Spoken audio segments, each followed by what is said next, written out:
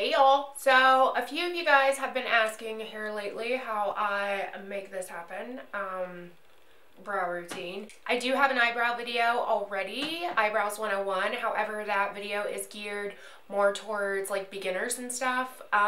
It's basically shows you like how to find the shape of your brows. However, because I don't have like too much to work with, I don't really use that method anymore. I just kind of draw them in myself, if you know what I'm saying. I prefer a very dramatic full brow. So if you are somebody that doesn't really prefer a dramatic full, i.e. drawn on brow, then this probably isn't the video for you, because that's what I do. I'll draw my brows on, okay? So if you want to know how I make this happen, me, Nikki, like how I do all this, then go ahead and keep on watching. I also just wanted to mention that because I don't have a mic right now, the majority of my videos coming up in the next couple of weeks will probably be voiceovers. Just because it's really annoying to me. It may not be to you guys, but it is to me how like echoey, and you know, I'm in kind of like a big empty room. All I have is like my makeup shit in here.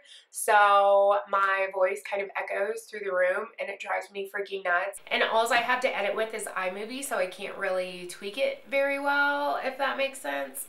So until I'm able to find a mic that I want and it gets to me, I probably will be doing voiceovers. Maybe not. We'll see how it goes. I am so awkward when it comes to voiceovers, but we shall see. So anyways, if you want to know how I made this happen on my eyebrows, then go ahead and keep on watching, and I will see you guys in the next one. Bye-bye. Jumping right in. I look scary as hell, so we gonna fix that. So the first thing I do is grab my Anastasia Brow Wiz, and I do not use the Brow Wiz for the pencil, my friend. No, no, no. I use it for the brush. So I take the brush and basically just brush through what brow hairs I actually have there. There's not much, but I brush them anyway. So then I take my Anastasia Dip Brow in the color Auburn and my NYX B22 eyebrow brush. I really like this brush because it has a nice flat bristle head, like an angled bristle head, if that makes sense. So what I do is just pull from the cap.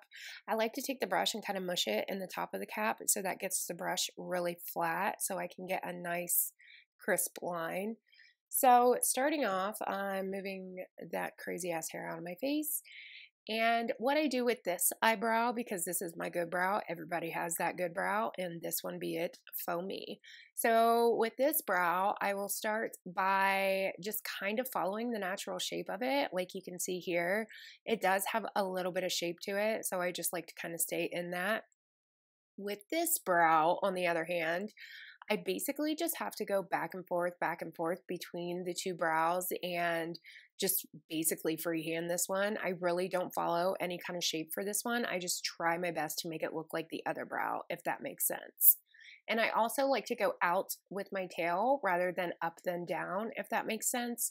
Like from my arch, I go out rather than down, if you know what I'm saying. So then for the top of the brow, I go ahead and mush the brush back into the cap again and do my best to, like I said before, follow the natural shape of this brow. And this one isn't too bad. Like some days I'll make it thinner, some days I'll make it thicker. Like today I wanted a little bit of a bolder brow, so I made it just a little bit thicker. Sometimes I will go like right up to the hairline, if you know what I mean, and make it a little bit thinner. But today I was feeling fancy, so I wanted a thicker brow.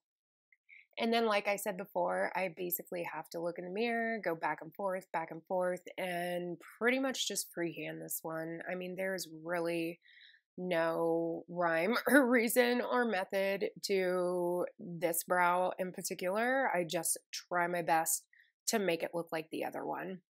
And I definitely suggest, if you're somebody like me that doesn't have hair, or you have like one good brow and one wacky brow, to go back and forth rather than doing one full brow at a time, because it seems to be just easier that way. So now that I have my outline done, I will go and pull a chunk from the actual pot and just work off that when it comes to filling it in. And when it comes to filling it in, it's basically just like a coloring book, y'all. Like, just stay in the lines. Try your best to stay in those lines. If you get outside the line, that's what concealer's for, but who wants to use 2 pounds of concealer? I don't. That's who. So, like I said, I basically just fill it in, and I don't go all the way to the front of my eyebrow with the product. Being that I do use a lot of product, I still won't take it to the front of my eyebrow because I actually do have hair in the front of my eyebrow. So I just like to kind of darken the edge and then pull that color up, if that makes sense, which I'll show you that in a minute. So with this one, basically just doing what I did with the last one. And I know, I don't know if anybody's going to comment or not, but it does look like, you know, one's darker than the other and whatnot, but it's just because I'm under really harsh lights. In real life, it really doesn't look like that. It's like fully filled in, if you know what I'm saying. So right here, I like to push up from the bottom of the brow when I like fade the color in because I don't like there to be like physical lines, if you know what I'm saying. Like, I know I fill them in and they obviously look drawn in, but I try my best to make them as natural as possible. So this is the Essence Match to Cover Concealer in the color 01 and an itty bitty benefit brush that I got from one of my benefit kits. I absolutely love this brush. For one, because it's so freaking tiny, and for another, because the handle is super short and I am half-ass blind and like have to be right up on something to see what the hell I'm doing. So I basically just use this concealer to clean up the bottom edge of my eyebrow. Like, there's no rhyme or reason to it. I'm basically just using it to sharpen that line and clean up any mistakes that I've made. And then what I do is just tap that color out with my finger. I also don't like to use a really bright color concealer because I don't like my brows to look like they're floating, if you know what I'm saying. So like I said before, I just kind of pull that color to the front edge of my brow because I actually do have hair there. So rather than putting a whole bunch of product where there's actually hair, I just kind of fade it into the hair, if you know what I'm saying. Just because I'm trying to make them look as natural as possible, if you know what I'm saying. So then whatever product I've blended away, I'll just take the brush and go back and kind of fill those little spaces in. And like I said before, I know it looks crazy, like it looks like, you know, there's like patches and everything else, but when you look at it, not under like bright ash freaking 55K watt lights, I'm good. So once I'm done with that, I just take my Anastasia brow gel and just real lightly tap over it. The reason why I do this is basically just to define what hairs are actually there because I don't have that many.